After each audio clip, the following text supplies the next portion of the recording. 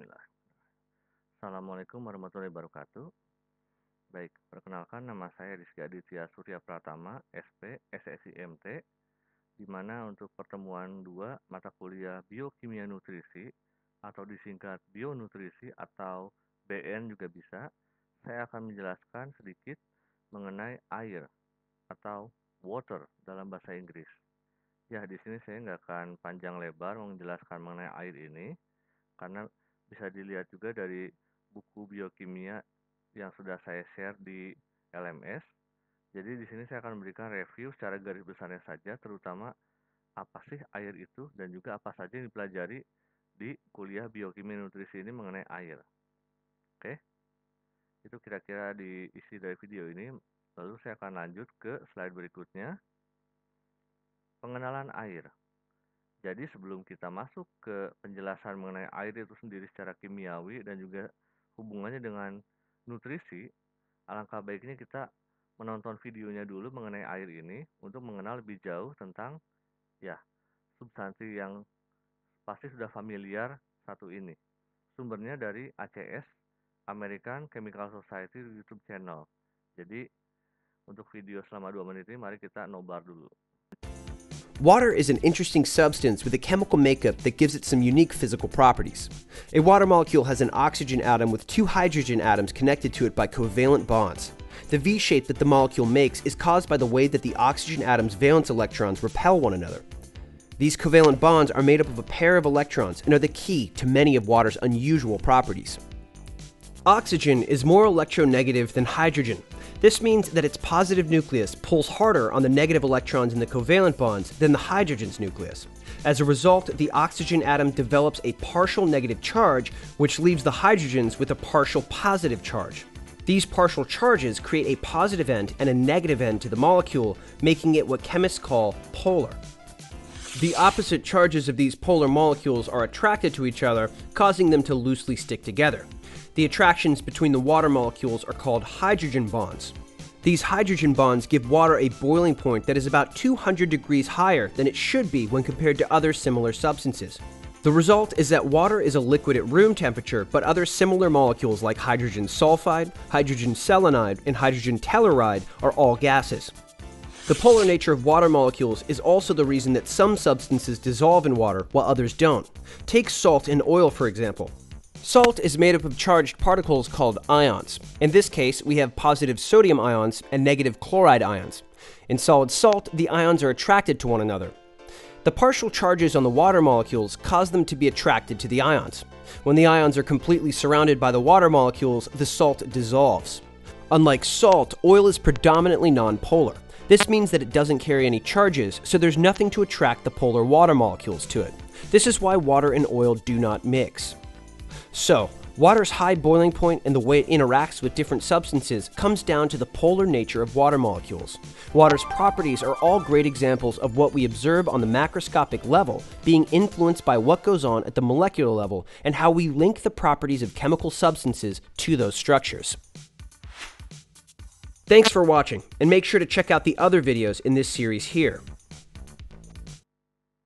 Oke, cukup jelas ya, walaupun bahasa Inggris ya sekalian latihan listening bahasa Inggris lah bisa dibilang. Jadi intinya air itu bisa dibilang suatu substansi yang sudah dekat dengan kita dalam kehidupan ini. Lalu akan saya bahas secara kimianya. Pertama, nah ini, definisi air secara ilmu kimia. Jadi, air merupakan substansi kimia yang strukturnya itu tersusun dari 2 atom hidrogen atau H yang terikat secara kovalen dengan 1 atom oksigen atau O. Jadi, antara atom H yang memiliki parsial positif dengan O yang memiliki parsial negatif itu ada ikatan kovalen sehingga membentuk air ini. Terbentuknya juga nggak sembarangan. Jadi aturannya itu bentuk seperti V dengan sudut 104,45 derajat antara 2 atom H dan juga 1 atom O ini, dan panjangnya juga ada aturannya di mana panjang ikatan dari O dan H ini sekitar 0,9584 Armstrong. Oke. Nah, molekul air atau H2O ini berikatan secara hidrogen dengan molekul air lainnya. Jadi antara satu molekul air dengan molekul air yang lainnya itu akan ada ikatan sama antara H di molekul air yang satu dengan atom O di molekul air yang kedua, dia akan membentuk ikatan hidrogen sehingga saling terikat satu sama lain antara molekul-molekul air lainnya.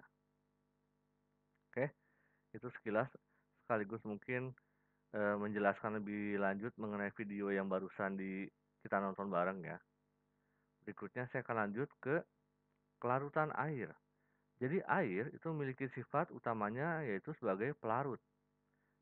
Komponen kimia yang sering digunakan sebagai pelarut, misalnya seperti asam oksalat, asam sulfat, asam klorida, dan lain-lainnya. Kenapa bisa seperti itu? Karena air memiliki pH netral, atau dengan kata lain 7,0, sehingga dapat berfungsi sebagai pelarut ini. Nah, bukan cuma itu. Kemampuan air untuk melarutkan sesuatu itu juga tergantung pada polaritas atau sifat polaritas air dengan komponen tersebut, di mana air itu sifatnya adalah polar. Sehingga air hanya akan melarutkan komponen yang sama-sama bersifat polar juga.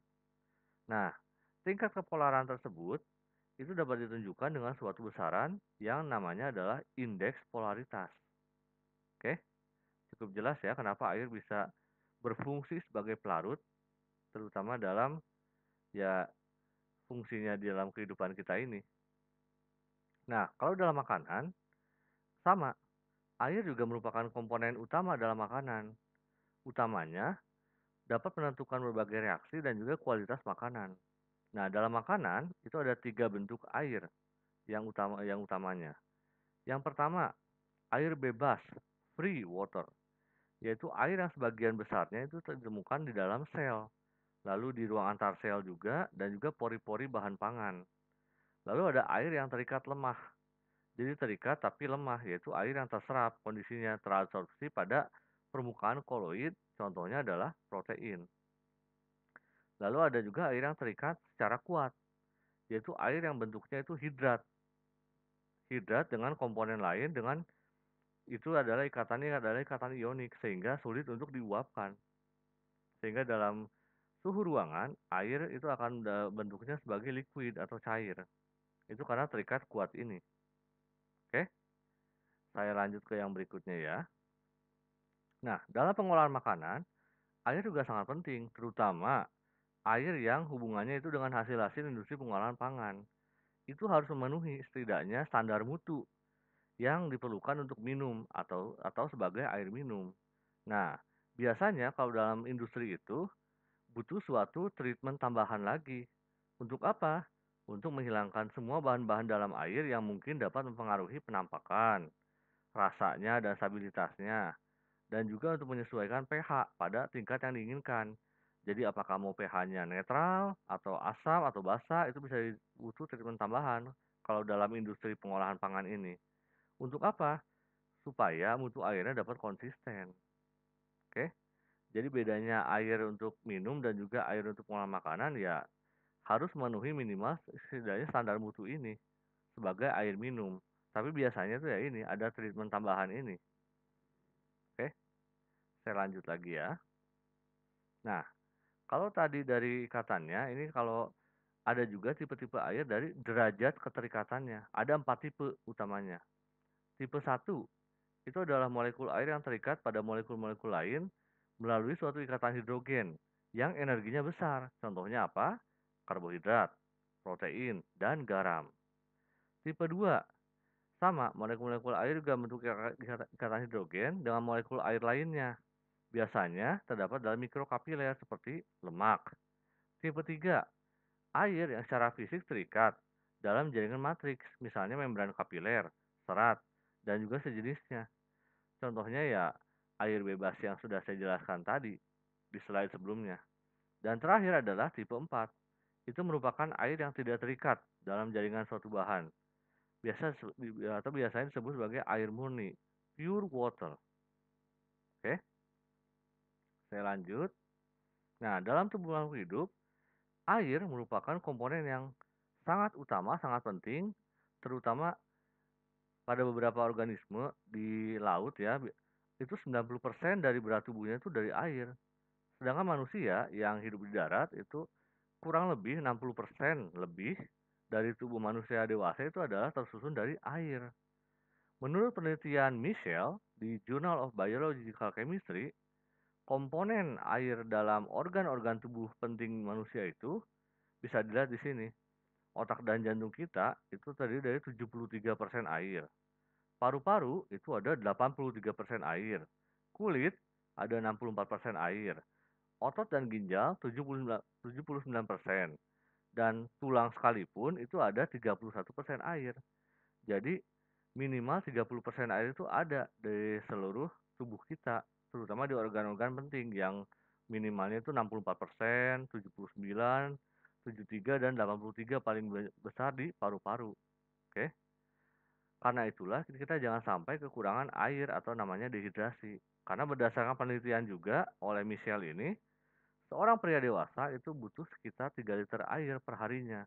Sedangkan seorang perempuan dewasa membutuhkan air sekitar 2,2 liter per harinya, agak lebih sedikit karena ya tubuhnya juga tidak sebulky atau tidak